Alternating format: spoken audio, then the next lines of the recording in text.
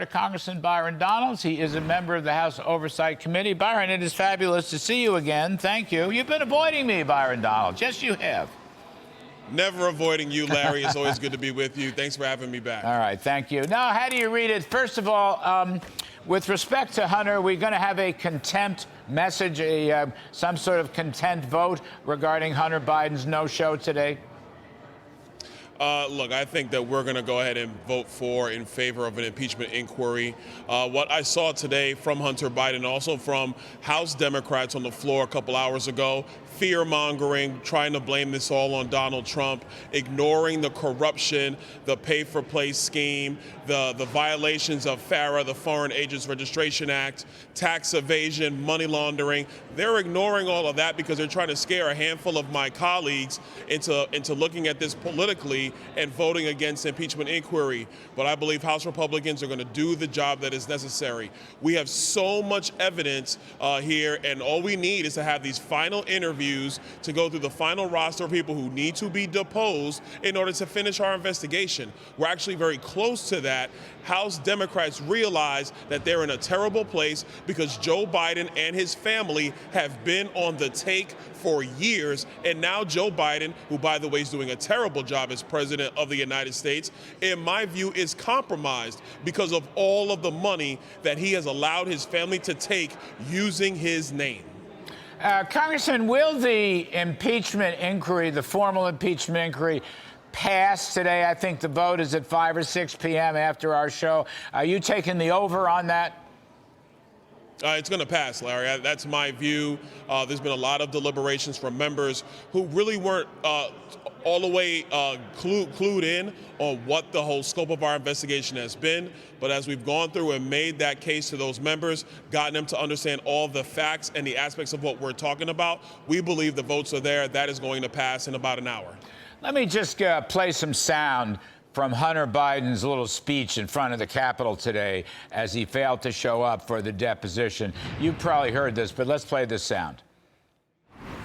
James Comer, Jim Jordan, Jason Smith, and their colleagues have distorted the facts by cherry-picking lines from a bank statement, manipulating texts I sent, editing the testimony of my friends and former business partners, and misstating personal information that was stolen from me. That's kind of nasty stuff. Personal attacks on the committee chairs who have been diligent in their work. What do you make of that? And you know, Joe Biden he saw this speech before the speech, so he was very much a part of this. Byron Donalds, what do you make of this? How nasty is this going to get?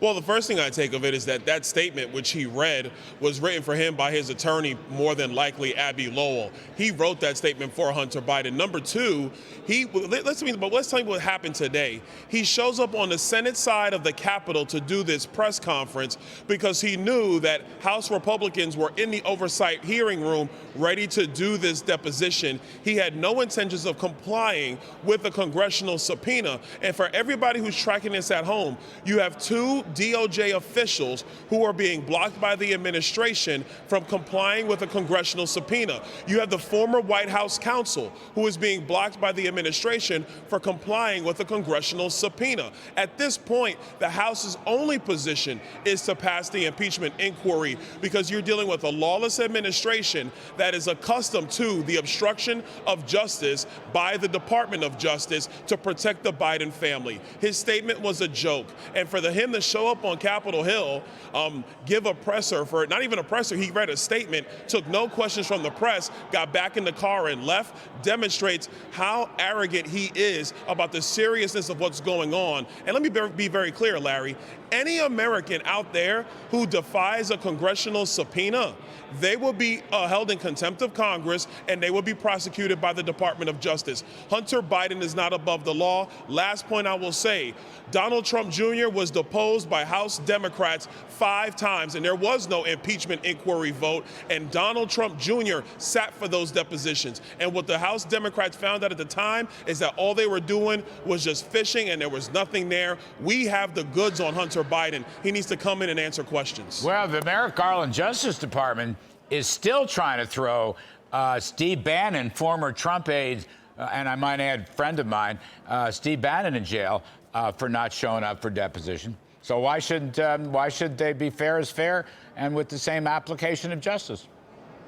And look, and I will say, with respect to Steve Bannon and Peter Navarro, they were White House officials. So there is a clear argument that they were protected by executive privilege under the Trump administration. Hunter Biden's not a part of any administration. There is no executive privilege that protects him from coming to Congress and sitting for a deposition because he's been subpoenaed to do so. But Larry, at the end of the day, the reason why Hunter is running, the reason why the White House is obfuscating, the reason why House Democrats are pounding the table because they don't have the facts is because the Biden family has been complicit in a foreign corruption scheme. Joe Biden knew about it. Joe Biden took money from it. And I believe that Joe Biden is a co-conspirator in violations of the Foreign Agents Registration Act, an act, by the way, that has thrown other officials in jail. Yeah. Paul Manafort, the one that is most famous that comes to mind, for less violations than what Hunter Biden is accused of.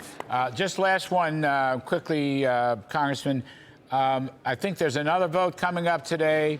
That's a resolution calling for the resignation of Harvard President Claudia Gay and a criticism of her and the other college presidents. Do you think that will pass?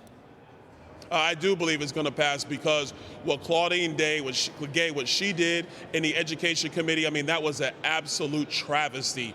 You have to acknowledge anti-Semitism when you see it, and it should be held accountable on our college campuses. And let me answer the question for her. Her code of conduct at Harvard gives her all the room she needs to hold those students accountable. She doesn't want to do it because she wants to be radical. And Harvard has a responsibility to get rid of her. And if they won't do it, it's going to be to the detriment of Harvard. Congressman Byron Donalds, we thank you, sir. Thank you very much. Good to see you again. Thank you. You bet.